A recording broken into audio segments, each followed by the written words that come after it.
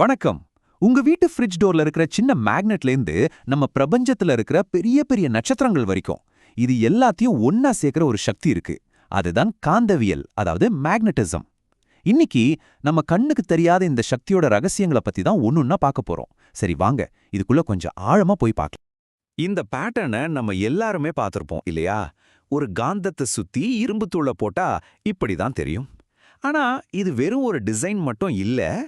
நாம உண்மையில எதை பார்த்துட்டு இருக்கோம் தெரியுமா? இது அந்த காந்தத்தோட கண்ணுக்கு தெரியாத சக்தி பரவி இருக்கிறதுக்கான ஒரு வரைபடம், ஒரு மேப். இன்னைக்கு இந்த மேப்பை எப்படி படிக்கிறதுன்னு நாம கத்துக்க போறோம். சரி, நம்மளோட பயணம் எப்படி இருக்க போகுதுன்னு ஒரு சின்ன முன்னோட்டம் பார்த்துடலாம். முதல்ல நம்ம அன்றாட வாழ்க்கையில பார்க்குற காந்தத்துல இருந்து ஆரம்பிக்கலாம். அப்புறம் அதோட கண்ணுக்கு தெரியாத புலங்களை எப்படி வரைபடமாக்குறதுன்னு பார்க்கலாம். அதுக்கப்புறம் மின்சாரத்துக்கும் இதுக்கும் இருக்கிற ஒரு ஆச்சரியமான தொடர்பை கண்டுபிடிப்போம். அப்புறம் ஒற்றை முனை இல்லா விதினா என்னன்னு புரிஞ்சுக்குவோம். கடைசியா ஒவ்வொரு பொருளுக்குள்ளேயும் ஒளிஞ்சிருக்கிற காந்த ரகசியங்களை பத்தி தெரிஞ்சுக்கலாம். சரி, முதல்ல நம்ம எல்லாருமே சின்ன வயசுல விளையாடிருப்போம்ல, அந்த பார் மேக்னெட், அதுலேருந்து ஆரம்பிக்கலாம். பார்க்க ரொம்ப சிம்பிளா இருந்தாலும் காந்தவியலோட மிக முக்கியமான விதிகள் எல்லாமே இதுக்குள்ள தாங்க அடங்கியிருக்கு.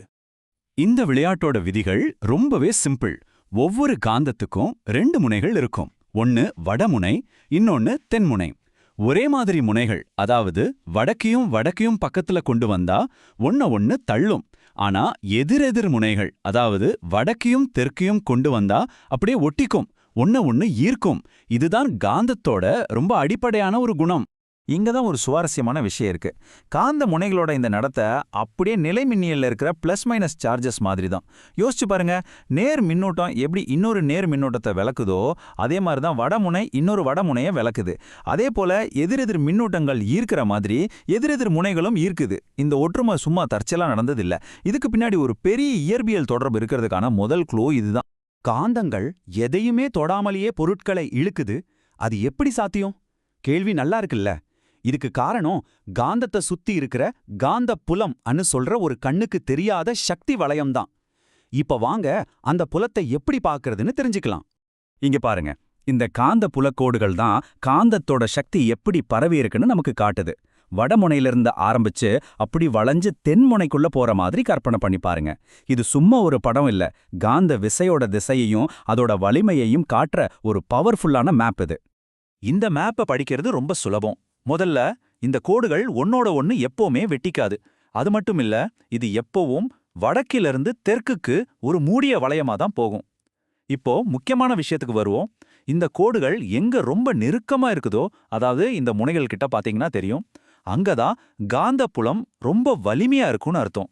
அதனாலதான் ஈர்ப்பு விசை அங்க ரொம்ப அதிகமா இருக்கு. சரி, இதுவரைக்கும் நாம காந்தவியல்ங்கிறது ஒரு தனிப்பட்ட சக்தி அப்படின்னு நினைச்சிட்டு இருந்தோம். ஆனா இப்பதான் கதையில ஒரு பெரிய ட்விஸ்ட் வரப்போகுது. காந்தவியலும் மின்சாரமும் ஒண்ணுக்கொன்னு பிரிக்கவே முடியாத அளவுக்கு சம்பந்தப்பட்டது. அப்போ முக்கியமான விஷயம் என்னன்னா, மின்சாரம் பாயற எந்த ஒரு கடத்தியும் ஒரு காந்தம் மாதிரி செயல்படும். ஆமா, நீங்க கேட்டது சரிதான். நகரும் மின்னூட்டங்கள், அதாவது கரண்ட், தன்னை சுத்தி ஒரு காந்த புலத்தை உருவாக்குது. இதுதாங்க காந்தவியலோட உண்மையான ஆணிவேர். இதை விளக்குறதுக்கு இதை விட ஒரு சிறந்த உதாரணம் இருக்கவே முடியாது. இடது பக்கம் பாருங்க, ஒரு சாதாரண பார் மேக்னெட்டோட புலக்கோடுகள் இருக்கு. வலது பக்கம் கரண்ட் போற ஒரு கம்பி சுருளோட, அதாவது ஒரு வரிச்சுருளோட புலக்கோடுகள் இருக்கு. ரெண்டையும் பாருங்களேன், கிட்டத்தட்ட ஒரே மாதிரி இருக்கு இல்லையா? இந்த ஒற்றுமை தான் நமக்கு ஒரு பெரிய ரகசியத்தையே சொல்லு. அப்போ இதுக்கு என்ன அர்த்தம்? ஒரு பார் மேக்னெட்ங்கிறது அதுக்குள்ள இருக்கிற கோடிக்கணக்கான சின்ன சின்ன அணு அளவுல இருக்கிற கரண்ட் சுத்துறதுனால தான் உருவாகுது. அணுக்களுக்குள்ள எலக்ட்ரான்கள் சுத்துறது தான் இந்த சின்ன சின்ன மின்னோட்டங்களை உருவாக்குது. அதுதாங்க காந்தத்தன்மைக்கே காரணம். ஆச்சரியமா இருக்குல்ல? மின்சாரத்துக்கும் காந்தவியலுக்கும் நிறைய ஒற்றுமைகள் இருந்தாலும் ஒரே ஒரு அடிப்படை விதியில மட்டும் அதுங்க ரெண்டும் நேரெதிரா இருக்கு. இது காந்தவியலோட ரொம்ப முக்கியமான, யாராலையும் மீற முடியாத ஒரு விதி. யோசிச்சு பாருங்களேன், ஒரு பிளஸ் சார்ஜை தனியாவோ ஒரு மைனஸ் சார்ஜை தனியாவோ நம்மால எடுக்க முடியும். ஆனா ஏன் ஒரு வடமுனையை மட்டும் தனியா பிரிக்க முடியல? இது ஒரு அருமையான கேள்வி இல்லையா? ஏன்னா நீங்க ஒரு காந்தத்தை பாதியா வெட்டினீங்கன்னா உங்களுக்கு ஒரு தனி வடமுனையும் தென்முனையும் கிடைக்காது. அதுக்கு பதிலா 2 குட்டி காந்தங்கள் கிடைக்கும். அந்த ஒவ்வொரு குட்டி காந்தத்துக்கும் அதோட சொந்த வட தென்முனைகள் இருக்கும். நீங்க அதை எவ்வளவு சின்னதா உடைச்சாலும் சரி, ஒவ்வொரு துண்டும் ஒரு முழு காந்தமா தான் இருக்கும். ஒரு வடமுனைய தென்முனையிலிருந்து உங்களால பிரிக்கவே முடியாது. இந்த காந்த ஒற்றை முனைகள் இயற்கையில கிடையவே கிடையாது. இயற்பியல்ல இதுக்கு ஒரு பேர் இருக்கு, காந்தவியலுக்கான காஸ் விதி. பேரு தான் பெருசா இருக்கே தவிர அதோட அர்த்தம் ரொம்ப சிம்பிள். காந்தப்புல கோடுகள் எப்பவுமே ஒரு மூடிய வளையமா தான் இருக்கும்.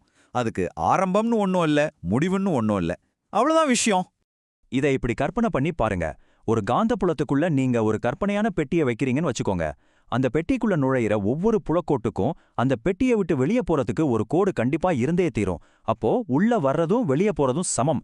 நிகரமா பார்த்தா ஒண்ணுமே இல்ல, பூஜ்யம்தான். இதனாலதான் ஒரு தனி முனையை மட்டும் பிரிச்செடுக்கிறது சாத்தியமே இல்ல. சரி, நாம இப்போ கத்துக்கிட்ட விதிகளை வச்சு ஒரு முக்கியமான கேள்விக்கு பதில தேடலாம். ஏன் இரும்பு மாதிரி பொருட்கள் காந்தத்தால ஈர்க்கப்படுது, ஆனா ஒரு மரக்கட்டை ஈர்க்கப்பாடல? பதில் நீங்க எதிர்பார்க்கிற மாதிரி அணு அளவுல தான் இருக்கு. எப்படின்னா ஒவ்வொரு அணுவுமே ஒரு குட்டி காந்தம் மாதிரி தாங்க செயல்படுது. அப்போ ஒரு பொருள் காந்தத்தன்மையோட இருக்குமா இல்லையாங்கிறது அதுக்குள்ள இருக்கிற கோடிக்கணக்கான இந்த அணு காந்தங்கள் எல்லாம் எப்படி வரிசையா நிற்குதுங்கிறத பொறுத்து தான் இருக்கு. பொருட்களை நாம பொதுவா 3 முக்கிய வகையா பிரிக்கலாம். முதல் வகை டயாகாந்த பொருட்கள். இதுங்க காந்தப்புலத்தால லேசா விலக்கப்படும். உதாரணத்துக்கு தாமிரம், தண்ணி இதெல்லாம். ரெண்டாவது பேராகாந்த பொருட்கள். அலுமினியம் மாதிரி இதுங்க காந்தப்புலத்தால லேசா ஈர்க்கப்படும். கடைசியா ஃபெர்ரோகாந்த பொருட்கள். இரும்பு, கோபால்ட், நிக்கல் மாதிரி பொருட்கள் காந்தத்தால ரொம்ப வலுவா ஈர்க்கப்படும். நம்மளோட சக்தி வாய்ந்த நிலைக்காந்தங்கள் எல்லாமே இதிலிருந்து தான் செய்யப்படுது. அப்போ இந்த ஃபெரோகாந்த பொருட்களோட ரகசியம் என்ன? அதுக்கு பேரு டொமைன்கள். இந்த டொமைன்களை லட்சக்கணக்கான அணுகாந்தங்கள் எல்லாம் ஒன்னா சேர்ந்து ஒரே திசையில திரும்பி நிக்கிற சின்ன சின்ன பகுதின்னு நினைச்சுக்கோங்க.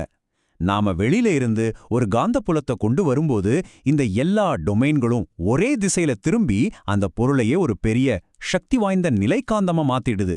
நாம இன்னைக்கு பார்த்த பல விஷயங்கள்ல இந்த ஒரு விதிதாங்க காந்தவியலை உண்மையிலே ரொம்ப ஸ்பெஷலாக்குது. அதாவது எந்த ஒரு மூடிய மேற்பரப்பின் வழியாகவும் செல்லும் நிகர காந்தப்பாயம் பூஜ்யமாகும். ஒற்றை முனைகளுக்கு இங்க இடம் இல்ல, எப்பவுமே ஜோடியாதான் வர முடியும்னு சொல்ற பிரபஞ்சத்தோட ஒரு அடிப்படை விதி இது. அப்போ கடைசியா ஒன்னு யோசிச்சு பாருங்க. நம்ம ஃப்ரிட்ஜ்ல இருக்கிற ஒரு சாதாரண காந்தத்தோட சக்தி கூட அணுக்களுக்குள்ள நடக்கிற எலக்ட்ரான்களோட கண்ணுக்கு தெரியாத ஒரு நடனத்துல இருந்து தான் வருது. அப்போ நம்ம கண்ணுக்கு தெரியாம ஆனா நம்ம உலகத்தையே வடிவமைக்கிற வேற என்னென்ன சக்திகள் நம்மள சுத்தி இருக்கலாம்? யோசிக்க வேண்டிய விஷயம் இல்லையா?